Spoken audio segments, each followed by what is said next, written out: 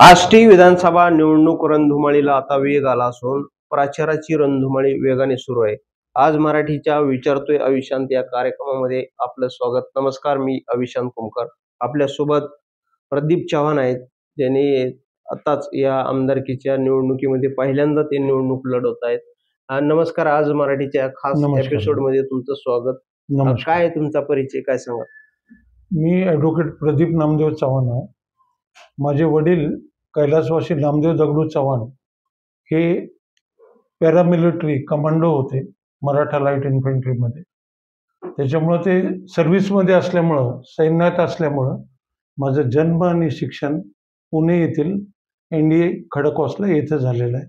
CBSE पॅटर्नमधून मी 10वीपर्यंतचं शिक्षण घेतलेलं आहे.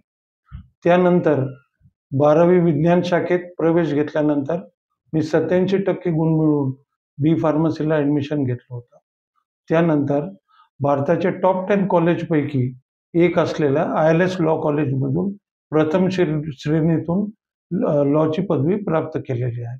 माझं गाव पिंपरखेड, हिवरा, तालुका आष्टी, जिल्हा बीड असे आहे.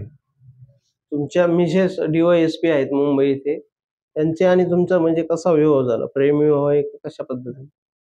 माझ्या पत्नी शुभदा प्रदीप चव्हाण उर्फ मंदा घोगरे ह्या मराठवाड्यातील पहिल्या महिला PSI आहेत.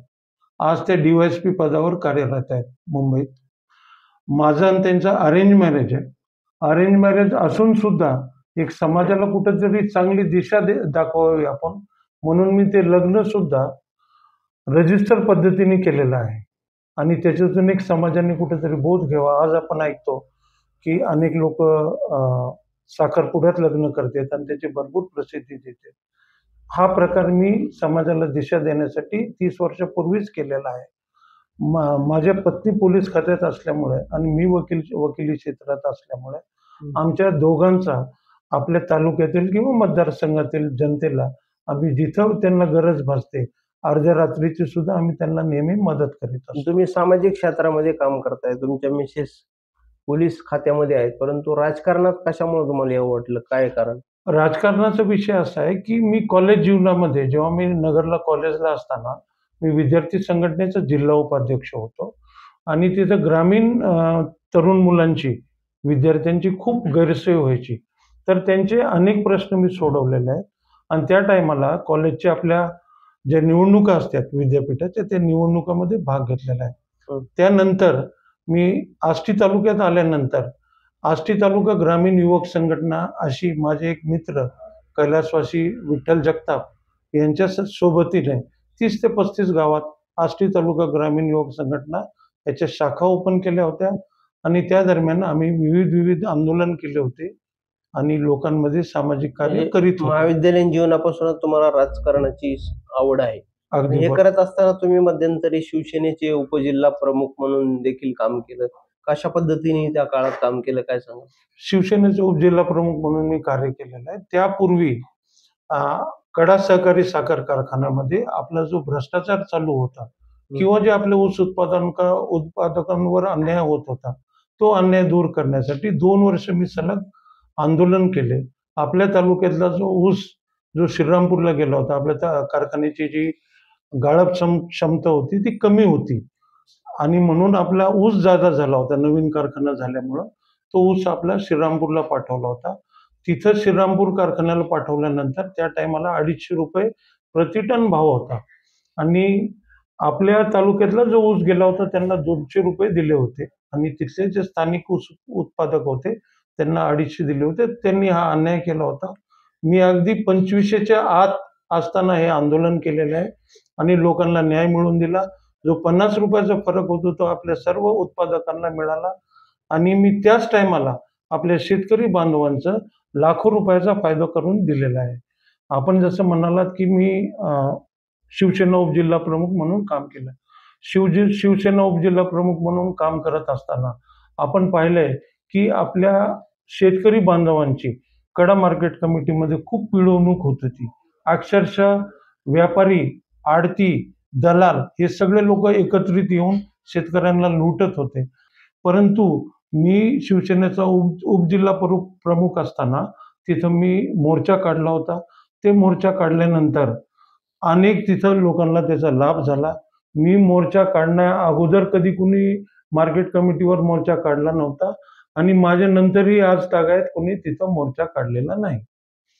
पण आता ही निवडणूक सुरू असताना तुम्ही राष्ट्रवादी काँग्रेस शरदचंद्र पवार पक्षाकडून उमेदवारी मिळावं म्हणून पाठपुरावा केला होता. काय कशामुळे नाही भेटली किंवा इच्छुक किती जण होते? काय झालं असेल नेमकं काय सांगाल? नाही, तिथं 10 ते 12 लोकं इच्छुक होते शरद पवार साहेबांकडे. त्यातला मी सुद्धा एक होतो. हं. आणि सर्व तालुक्यातली किंवा मतदारसंघातली जी जनतेची भावना होती, जनतेला एक सुशिक्षित नवीन चेहरा हवा होता. हं. आणि त्याच्या अगोदर मी गेली 6 महिने पूर्ण मतदारसंघात चांगल्या प्रकारे दौरा केला. सर्व जाती धर्माच्या लोकांना भेटलेलो आहे आणि त्यांच्यासोबत मला पूर्ण विश्वास होता, की मला साहेब उमेदवारी देतील. दुर्दैवाने त्यांनी दिली नाही. आणि मग मी आज बहुजन समाज पार्टी या पक्षाकडून लढत आहे. बहुजन समाज पार्टीला हा मोठा इतिहास आहे. आज बहुजन समाज पार्टी जो पक्ष आहे, त्यांचे निवडणूक चिन्ह हत्ती आहे. हे निवडणूक चिन्ह साधंसुधं नाही. डॉक्टर बाबासाहेब आंबेडकरांनी 1951 साली जेव्हा नॉर्थ बॉम्बे मधून विधानसभेची निवडणूक लढवली होती, तेव्हा त्यांचं चिन्ह हत्ती होतं. शेड्यूल कास्ट फेडरेशन हा त्यांचा पक्ष होता. हत्ती हे चिन्ह एक शक्तिशाली असण्याचं प्रतीक आहे आणि जो आपला बहुजन समाज आहे हा शक्तिशाली आहे, संयमी आहे आणि बुद्धिवान आहे. ते चिन्ह घेऊन मी आज लोकांसमोर जात आहे. मग आता मातब्बर एकूण सगळे 17 उमेदवार या निवडणुकीच्या रिंगणात आहेत. विशेषतः माजी मंत्री सुरेश धस, माजी आमदार भीमराव धोंडे, विद्यमान आमदार बाळासाहेब आजबे आणि शरदचंद्र पवार गटाचे महबूब शेख हे 4 मातब्बर आणि तुम्ही आणि इतर असे 17 उमेदवार आहेत. तुम्ही सोडून 16. कशा पद्धतीने या उमेदवारांचा सामना करणार? तुम्ही कसे या निवडणुकीत टिकणार? कसं जनतेमध्ये तुम्ही जाताय काय सांगाल? माझं म्हणणं हे जरी 4 मातब्बर असले बरं का, परंतु लोकं ह्यांना पूर्णपणे कंटाळलेले आहेत, पूर्ण वैतागलेले आहेत. समाजात आपण कुठल्याही मतदारसंघातील कुठल्याही कोपऱ्यात जा, खेडोपाड्यात, वाडीत-तोडीत कुठेही जा, प्रत्येकाचं म्हणणं एकच आहे, की आम्हाला नवीन उमेदवार हवा आहे. तर त्याच्यामुळं मला असं वाटत नाही, की हे 4 लोकं फार मोठं करतील. कारण ह्यांच्याकडे फक्त पैसा आहे. आज केवळ पैशाच्या जीवावर काल परवा ह्यांच्या सभा झाल्या. फॉर्म भरताना यांनी गर्दी गोळा केली. तर ह्या लोकांनी राजकारणातून संपत्ती गोळा केलेली आहे आणि संपत्तीतून पुन्हा राजकारणात येतात. माझ्यासारखा एक सामान्य कुटुंबातला माजी सैनिक माझे वडील होते. सामान्य कुटुंबातला व्यक्ती आज ह्या समाजकारणातून राजकारणात प्रवेश करत आहे. त्याचं मुख्य कारण सुद्धा हे आहे, की समाजकारण करत असताना आपल्या अनेक मर्यादा येतात. मी समजा एखादी शाळा जर ठीक करायची म्हणली, माझे काही पैसे मी पदर टाकू शकतो. काही लोकांकडून मी ते वर्गणी गोळा करू शकतो आणि एक शाळा ठीक करू शकतो. परंतु सुदैवाने जर मला आपल्या मायबाप जनतेने उद्या निवडून दिलं आणि मी आमदार झालो, तर माझ्या एका सहीनिशी संपूर्ण मतदारसंघातल्या जेवढ्या जिल्हा परिषदच्या किंवा सरकारी शाळा असतील, त्या सर्व सरकारी शाळा मी ठीक करू शकतो. म्हणून समाजकार्य करत असताना एक मर्यादा राहते आणि आपल्याला त्याच्याकरता कुठलं तरी अधिकारी पद पाहिजे. पद असलं तरच आपण करू आष्टी शकतो. तालुक्यामध्ये मोठ्या प्रमाणात शैक्षणिक वातावरण आहे. जिल्हा परिषदेच्या अनेक शाळा सध्या बंद पडण्याच्या मार्गावर आहेत. 10-10, 15-15 विद्यार्थी अक्षरशः त्या शाळेमध्ये शिकतायत. विद्यार्थी संख्येचा पट कमी झाल्यामुळे तिथली शिक्षकाची जागा उडते. अशी अवस्था आहे सध्या. जिल्हा परिषद शाळा टिकल्या पाहिजेत असं सगळीकडे सांगितलं जातंय. पण संस्थेच्या शाळा मोठ्या प्रमाणात वाढतायत. सरकार सुद्धा संस्थेच्या शाळेला किराणा दुकानासारखी मंजुरी देतात. काय वाटतं? अगदी बरोबर मुद्दा मांडला तुम्ही. हे जे भाजप सेनेचं जे सरकार आहे, महायुतीचं सरकार आहे, यांनी मागं एक आदेश काढला होता, ज्याच्यात 62,000 शाळा जिल्हा परिषदच्या त्या बंद त्यांना करायच्या. जिल्हा परिषदच्या शाळा जर बंद झाल्या, तर आपल्या विद्यार्थ्यांना जी गावाजवळ आपल्याला किलोमीटर, 1.5 किलोमीटर किंवा गावात शाळा असते, तर ती जर शाळा बंद पडली, तर लांब विद्यार्थी जाणार नाही. त्यातली त्यात सर्वात मोठी जी अडचण होईल, ती आपल्या मुलींची होईल. त्या आपल्या लहान-लहान मुली आहेत. आज आपण पाहतो जे मुंबई, पुण्यामध्ये छोट्या-छोट्या मुलींवर अत्याचार व्हायचे, त्या अत्याचाराचे प्रकार आपल्या ग्रामीण भागात सुद्धा व्हायला लागले. आणि ह्यासाठी संपूर्ण महाराष्ट्रात किंवा किमान आपल्या तालुक्यात एकही आमदाराने शब्द उच्चारलेला नाही. मी स्वतः सायकलीवर फिरून ह्या आदेशाच्या विरुद्ध, कंत्राटीकरणाच्या विरुद्ध आणि खाजगी कंत्राटी नोकर भरती व खाजगीकरणाच्या विरुद्ध स्वतः आंदोलन केलेलं आहे, निषेध नोंदवलेला आहे. त्याच्यासाठी मी पूर्ण सायकलीवर फिरून लोकांमध्ये जागृती निर्माण पण केली आहे. कुठेतरी हे आमदार लोक प्रश्न मांडताना कमी पडतायत का? कारण की जिल्हा परिषदेच्या शाळा डिजिटल झाल्या पाहिजेत. मग तालुक्यातल्या 10 शाळा असू द्या किंवा 15-20 शाळा असू द्या, असं टार्गेट ठेवून का होऊ शकत नाही? ह्याचं सगळं सर्वात मुख्य कारण एक आहे, की हे एकतर मुळात सर्व तिघेजण सत्ताधारी होते. धोंडे साहेब म्हणा, बाळासाहेब आजबे म्हणा किंवा सुरेश धसांना म्हणा, हे तिघे सत्ताधारी होते. सत्ताधारी असल्यामुळं ते सरकारच्या विरोधात फार काही प्रश्न विचारू शकत नाही. त्यांना तिथं मर्यादा नाही, होती. नाही इथलेच नाही आमदार, बाकीचे पण मराठवाड्यातले आणि इतर महाराष्ट्रातले, ठीक आहे ना. की जिल्हा परिषदेच्या शाळा सुधारल्या पाहिजेत. फक्त जिल्हा परिषद शाळेतली कोणते हे उपक्रम राबवा, ते राबवा किंवा विद्यार्थ्यांचं दप्तर कमी करा असं सांगितलं जातं. जिल्हा परिषदेच्या शाळा टिकण्यासाठी संस्थेच्या शाळेला मान्यता देण्याचं बंद झालं पाहिजे, असं कुठला आमदार म्हणलेलं दिसलं नाही. म्हणत नाही. शिक्षणाचा बिलकुलही आपल्या तालुक्यात वातावरण नाही. आज जर आपण पाहिलं, लोक स्वतःला शिक्षण महर्षी म्हणून घेतात, परंतु त्यांची स्वतःची मुलं सुद्धा, त्यांच्या शिक्षक प्राध्यापकांची मुलं सुद्धा, आपल्या तलाट्याची मुलं, आपल्या खाजगी. ग्रामसेवकाची मुलं खाजगी. सगळे खाजगी शाळेत आहेत आणि नगर पुण्याला ते लोक राहत आहेत. त्यांना जर आपण प्रश्न विचारला, "हो, तुम्ही नगरला का राहता?" तर मग मुलांच्या शिक्षणासाठी. म्हणजे जे शिक्षक प्राध्यापक आपल्या इथं मुलांना शिकवते, ते स्वतःच्या मुलांच्या शिक्षणासाठी नगर पुण्याला राहतात ते लोक. तर शिक्षणाचं मी स्वतः अगोदर सांगितल्याप्रमाणे अभ्यासात मी एक चांगला अत्यंत हुशार विद्यार्थी होतो. माझं सर्वप्रथम कर्तव्य इथल्या शिक्षणामध्ये सुधारणा घडवून आणायची हे असेल. सध्या आष्टी तालुक्यामध्ये तुम्ही फिरताय, काय समस्या आहेत इथल्या? काय अडचणी आहेत? रस्त्यांचे काय प्रश्न आहेत? काय समस्या आहेत? काय म्हणतायत गावकरी? रस्त्यांच्या बाबत जर तुम्ही विचारला, तर रस्त्याच्या बाबतीत आपली अत्यंत वाईट अवस्था आहे. रस्ते, खड्डे, अनेक आपल्या जे सामाजिक कार्यकर्ते आहेत, त्या लोकांनी इथं आंदोलन केलेत.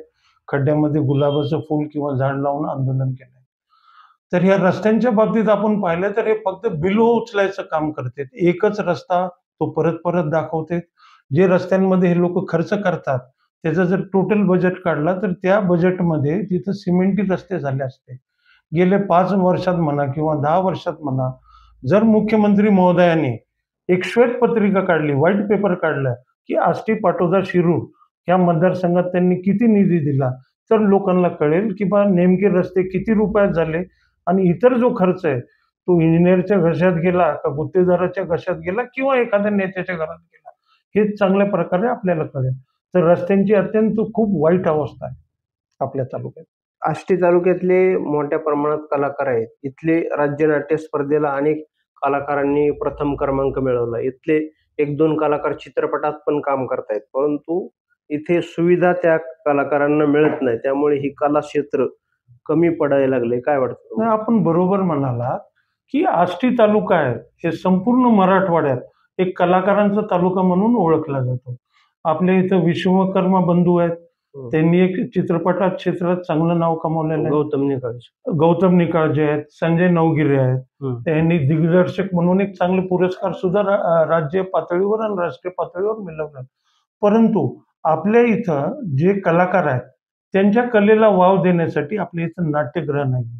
नाट्यगृह नसल्यामुळं आपल्या मुलांना जे आहे कलेला वाव भेटत नाही आणि आपले मुलं फार पुढे जाऊ शकत नाही. म्हणून मला जर जनतेने संधी दिली, तर मी एक ह्या आष्टी तालुक्याला, कारण भाजप सेनेचं जेव्हा सरकार होतं 95 साली, तेव्हा त्या गोपीनाथ मुंडे साहेब आणि मनोहर जोशी साहेबांनी त्यांनी एक निर्णय घेतला होता आणि तो अत्यंत चांगला निर्णय होता, की प्रत्येक तालुक्याला एक नाट्यगृह देणे, आणि एक क्रीडा संकुल देणे, हा निर्णय होता. क्रीडा संकुलाचं जो तुम्ही आता नाव काढलं, तर क्रीडा संकुलाच्या बाबतीत बी आपले सईद चाऊस आहेत, अविनाश साबळे साहेब आहेत, हे आणि आज अनेक खेळाडू, शेकड्यानी खेळाडू आहेत, कुस्तीतले खेळाडू आहेत, खो-खोतले खेळाडू आहेत, कबड्डीतले खेळाडू आहेत, मुली खेळाडू आहेत, जे आज नॅशनल लेवलपर्यंत आपल्या मुली पिंपल्याच्या मुली खेळात गेल्यात. परंतु आपल्या इथं एकही क्रीडा संकुल नाही. ही अत्यंत दुर्दैवाची बाब आहे. स्वतःला अनेक लोक खेळाडू म्हणून घेतात. मग मी पैलवान आहे, मी खेळाडू आहे असं म्हणून घेतात. परंतु ते 10-10, 20 वर्ष सत्तेत राहून सुद्धा नाही, पण ही सत्यता असते. स्वतःची 10-12 एकर जमीन क्रीडा संकुलला द्यायला काय अडचण आहे? द्यायला हवी होती. मी तेच सांगतोय. माझं त्यांनी तेच अनेक जमिनी तालुक्यातल्या त्यांच्या संस्थेसाठी घेतल्यात. पण क्रीडा संकुलनासाठी कम- एखादा असा आमदार पुढे काय येत नाही, की नाही. मी माझी जागा तालुक्याच्या क्रीडा संकुलनाला देतो. नाही, माझं तेच म्हणणं आहे की हे लोकांना फक्त मतापुरतं आणि क्रीडापुरतं यांना आहे. यांना क्रीडामध्ये आपल्या इथली मुलं फार पुढे चमकावेत असं बिलकुल वाटत नाही. हल्लीचंच ताजं उदाहरण पाहिलं की आपले अविनाश साबळे हे जे बिचारे ऑलिम्पिकमधून इतक्या वर्षानंतर आपल्या ॲथलेटिक्समध्ये इंडिव्हिज्युअल इव्हेंटमध्ये आपल्याला प्रतिनिधित्व केलंय. त्या व्यक्तीचा सत्कार एक सर्व जाती धर्माच्या लोकांनी, सर्व पक्षाच्या नेत्यांनी करायला हवा होता. पण त्यांचा तसा यथोचित सत्कार झालेला नाही. ही अत्यंत दुर्दैवी बाब आहे आणि ह्याच्यावरून दिसून येतं की हे जे आपले जे नेते आहेत, आज जे निवडणुकीला उभे आहेत, ह्यांना क्रीडा क्षेत्रात किती रस आहे आणि क्रीडा खेळाडूबद्दल किती आदर आहे. आणि हे खेळाडूच आहेत ना, तिन्ही जरी खेळाडू असले विद्यमान जे मातबर आहेत ही प्रत्येक खेळामध्ये खेळाडू आहेत. हे जरी खेळाडू असले पण त्यांच्या ज्या कृतीतून त्यांना खेळाडूबद्दल आदर आहे असं अजिबात दिसून येत नाही. अजून आष्टी तालुक्यात अनेक लोक स्थलांतरित होत आहेत. मोठ्या प्रमाणात आष्टी पाटोदा शिरूरचे लोक पुणे मुंबई रोजगारासाठी पळत आहेत.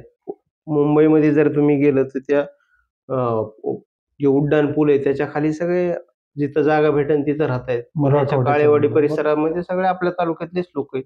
बरोबर. हे स्थलांतर कधी रोखन काय वाटतं? नाही, स्थलांतर रोखण्यासाठी जर आपण पाहिलं किंवा धोंडे साहेबाचे 15-20 वर्ष, नानाची 5 वर्ष, सुरेश धसांनाचे 15 वर्ष आणि आता बाळासाहेब आजबेचे 5 वर्ष. तर रोजगार निर्मितीमध्ये या लोकांनी कुठल्याही प्रकारे इंटरेस्ट घेतला नाही की आपल्या तालुक्यात रोजगार निर्माण कसा होईल. ह्या उलट ज्या आपल्या कुक्कुटपालनची संस्था होती, मोडवे साहेबांनी जी संस्था निर्माण केली होती, कडा सहकारी साखर कारखाना होता, तिथल्या कामगारांचे पगार आजपर्यंत मिळाले नाहीत आणि ते न्यायालयीन लढा लढत आहेत. तो कारखाना बंद पडला. त्या एका कारखान्यामुळे आपल्या तालुक्यातील ऊस उत्पादकांचं बी नुकसान झालं आणि कर्मचाऱ्यांचंही नुकसान झालेलं आहे. दूध संघाच्या बाबतीत 1995 साली जेव्हा दरेकर नाना आमदार होते, तर मराठवाड्यातील आपल्या आष्टी तालुक्याचा जवळपास 1.5 लाख लिटर दूध होता आणि प्रथम क्रमांक होता आणि तो बी सहकारी संस्थेचा होता, आष्टी तालुका दूध सहकारी संस्थेचा. परंतु आज जर आपण पाहिलंय तर अनेक ठिकाणी खाजगी संस्था या आल्या, त्यांचा पेव फुटलेला आहे आणि हे सगळं मलिदा त्याच्यात ते कमावतात. सहकार क्षेत्र यांनी मोडीत काढलेलं आहे पूर्णपणे. सूतगिरणीचा बी पाहिलं तर आपल्याला फक्त ढाचाच दिसतो. त्याच्यात त्या लोकांनी किती वेळा पैसे उचवले हे सांगणं कठीण आहे.